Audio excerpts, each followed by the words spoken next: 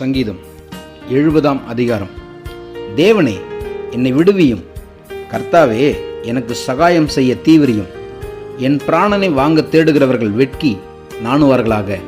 எனக்கு தீங்கு வரும்படி விரும்புகிறவர்கள் பின்னிட்டு திரும்பி இலட்சியடைவார்களாக. ஆஹா ஆஹா என்பவர்கள் தங்கள் அடையும் வெட்கத்தினால் பின்னிட்டு போவார்களாக.